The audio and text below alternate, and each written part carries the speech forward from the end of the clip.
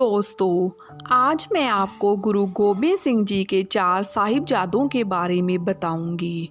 जैसे कि आप सब जानते ही हैं कि दिसंबर की 21 से 27 तारीख ये वो सप्ताह होता है जिस पर पूरा सिख समुदाय और पूरा देश गर्व से भर जाता है और पूरे सप्ताह को बलिदानी सप्ताह के तौर पर मनाने की परंपरा चली आ रही है।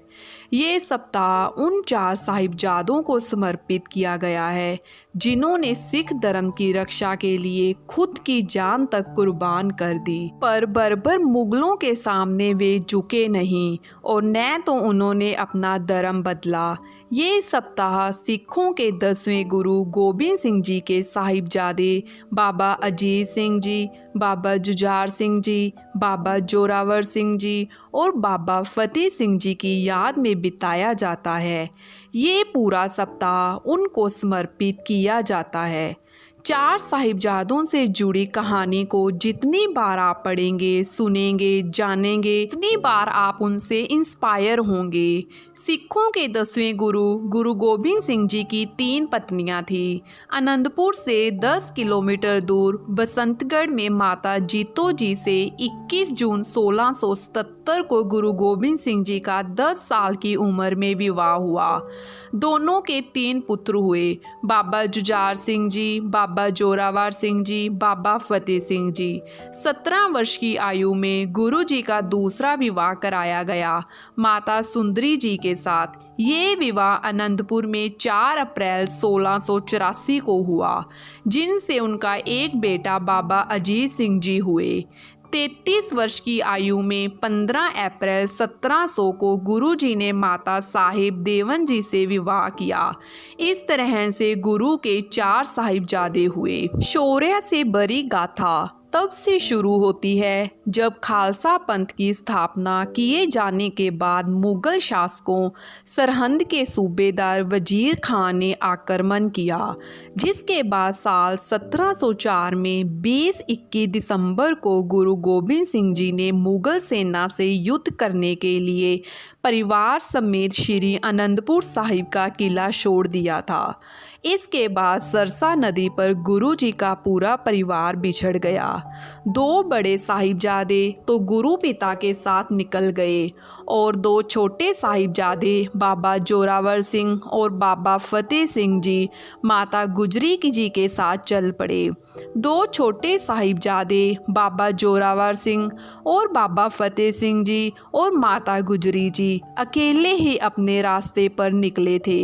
न तो उनके साथ कोई संबंधी था और न उनकी रक्षा के लिए कोई सैनिक था।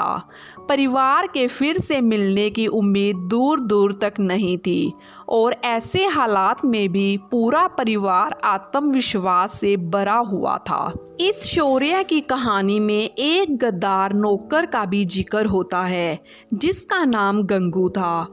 वो एकाएक ही रास्ते में मिल माता गुजरी जी को मिल गया, जो कि एक वक्त पर गुरु महल की सेवा किया करता था। उसने माता गुजरी जी को विश्वास दिलाया कि वो उनके बिछड़े परिवार से मिलवाएगा और इसी विश्वास के साथ तीनों उनके घर चले गए।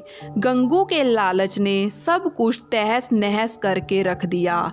कहते हैं कि गंगू ने धोखेबाजी करते हुए तुरंत वजीर खां को इस बारे में जानकारी पहुंचा दी कि माताजी और उनके 2 छोटे साहिबजादे उसके घर रुके हैं।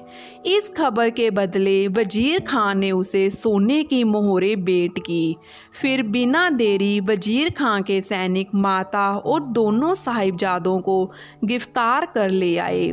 तब 7 साल के बाबा जोरावर सिंह जी थे और 5 साल की आयु के बाबा फतेह सिंह जी थे। दोनों को ठंडे बुर्ज में गिरफ्तार करके रखा गया। बेरहमी इस कदर कि ठंडे बुर्ज में तीनों को रखा तो गया, पर ठंड से बचने के लिए उन्हें कोई कंबल या किसी भी तरह का कोई कपड़ा नहीं दिया गया। जरा सोचिए कि उस ठंड में उन नन्ही जान पर क्या कहर बरपा होगा। रात भर ठंड में ठिठुरन और सुबह होते ही दोनों साहिबजादों को वजीर खां के सामने पेश कर दिया गया। जहां पर उनको इस्लाम कबूलने को कहा गया।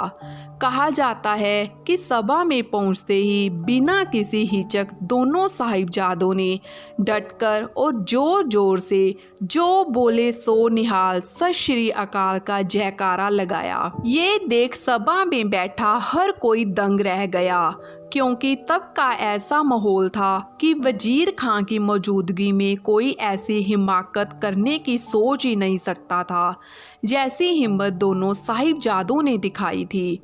नन्ही जान ने बिल्कुल नहीं डरी। सभा में मौजूद एक मुलाजिम ने दोनों साहिबजादों को कहा कि वे वजीर खां के सामने सर झुकाएं और सलाम करें, पर इस पर जो जवाब उन नन्हे बालकों ने दिया वो किसी की हिम्मत को 100 गुना कर सकता है। दोनों ने सर ऊंचा किया और जवाब में कहा कि हम अकाल पुरख और अपने गुरु पिता के अलावा किसी और के आगे नहीं सर झुकाते। ऐसा कर हम अपनी कुर्बानी को जाया नहीं होने दे सकते।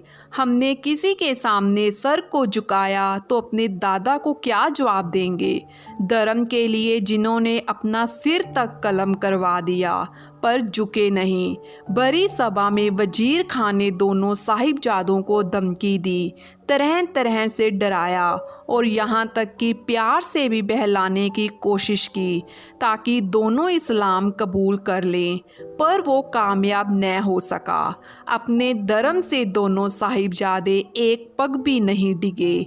3 दिन ऐसा ही चलता रहा, पर जब वजीर खां के पक्ष में बात नहीं बनी तो उसने क्रूरता का रास्ता अख्तियार किया और फिर जो हुआ वो दिल को दहला देने वाला था।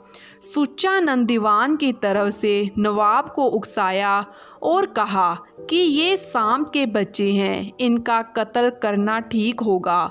और फिर बुलाया गया काजी, जिसने 2 नन्ही सी जान को दीवार में चुनवा देने का फतवा जारी किया। हालांकि वहीं मौजूद मलेर कोटला के नवाब शेर मोहम्मद खान ने इस फतवे का पुरजोर विरोध किया, पर किसी को उस विरोध से फ़र्क नहीं पड़ा।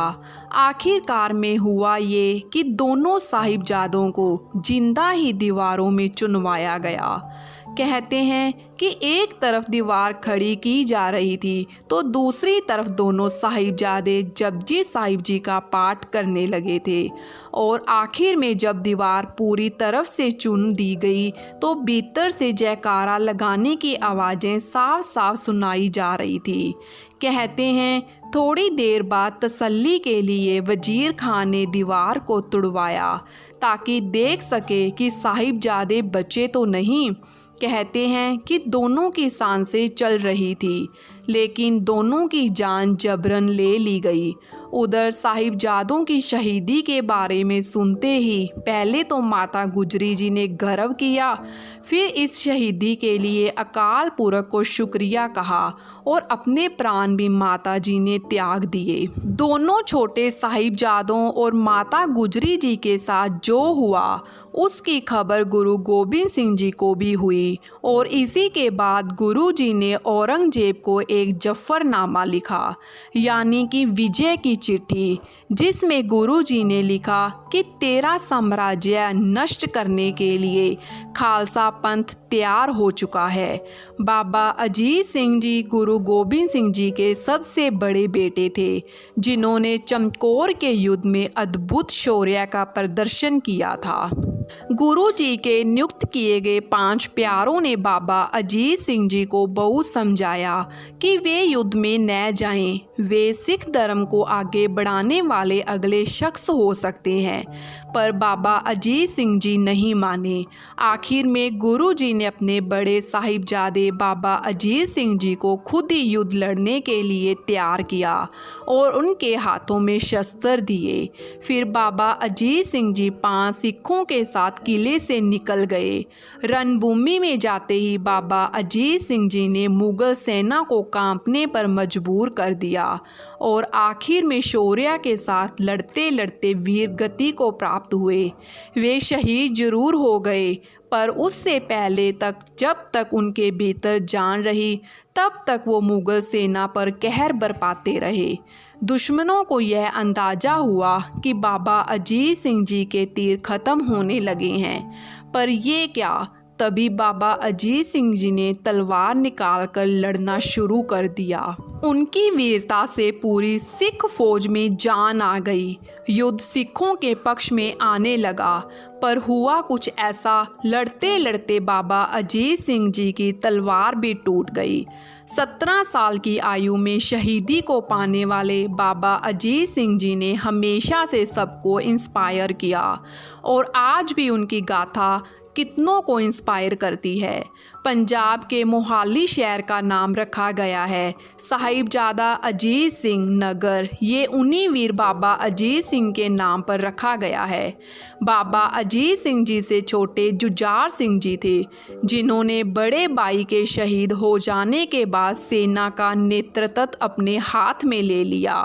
पूरे युद्ध में अतुलनीय वीरता को दिखाया और आखिर में वे शहीद हो गए। ये 4 साहिबजादों की बस कहानी नहीं, ये गाथा है वीरता और धर्म के प्रति समर्पण का, जो हमेशा हमेशा के लिए लोगों को इंस्पायर करते रहेंगे। धन्यवाद दोस्तों।